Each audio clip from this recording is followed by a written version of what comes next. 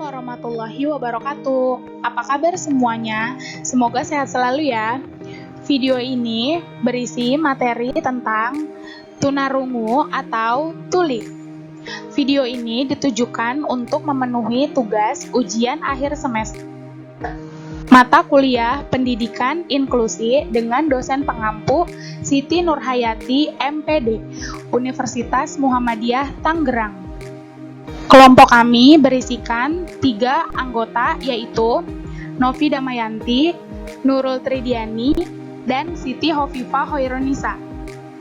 Materi pertama akan dibacakan oleh saya, Nurul Tridiani, yang berjudul Tunarungu atau Tuli.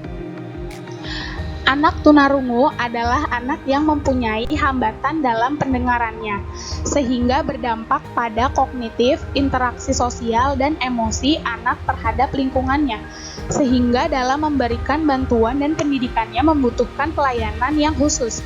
Jadi, orang dikatakan tunarungu apabila ia tidak mampu mendengar atau kurang mampu mendengar suara. Jika anak tersebut tidak mendapatkan pelayanan yang sesuai dengan hambatan dan potensinya, maka anak tersebut tidak dapat hidup mandiri dan selalu bergantung pada orang lain. Selanjutnya akan dijelaskan oleh saya, Siti Hovifah Hoirunisa, yaitu karakteristik anak dengan hambatan pendengaran. Yang pertama, karakteristik dari segi inteligensi. Yang kedua, karakteristik dari segi bahasa dan bicara. Yang ketiga, karakteristik dari segi emosi dan sosial. Yang keempat, karakteristik dari segi kepribadian. Yang kelima, penyebab anak dengan hambatan pendengaran. Dan yang terakhir, 6, dampak ketunarunguan. Selanjutnya, kesulitan guru dalam mengajar siswa tunarungu atau tuli. Kesulitan dalam hal komunikasi dengan para peserta didik, emosi anak yang sulit dikontrol, dan kendala dalam hal finansial.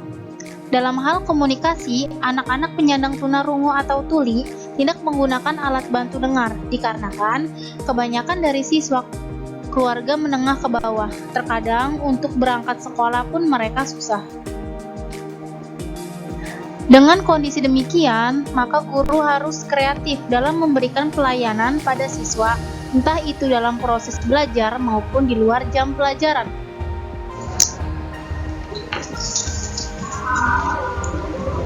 Selanjutnya akan dibacakan oleh saya, Novi Damayanti, penyebab tunarungu atau tuli.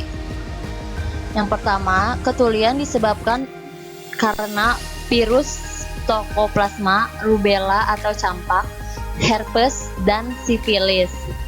Yang kedua, lahir secara prematur. Hal ini juga bisa menyebabkan ketulian pada anak. Yang ketiga, sang ibu pada saat hamil yang berusaha menggugurkan janin yang ada di dalam kandungan. Yang keempat, anak yang lahir dan kekurangan oksigen pun bisa menyebabkan tuli. Yang kelima, ketulian juga bisa dialami ketika anak pada masa pertumbuhan. Yang keenam, peringatan bagi para ibu-ibu hamil. Yang ketujuh, faktor genetik juga bisa mempengaruhi. Yang kedelapan, anak hasil dengan disedot, vakum atau kebutuhan pendidikan dan layanan bimbingan bagi tunarungu. Yang pertama, kebutuhan pendidikan. Yang A, landasan agama. Yang B, landasan kemanusiaan. Yang C, landasan hukum. Yang D, landasan pedagogis.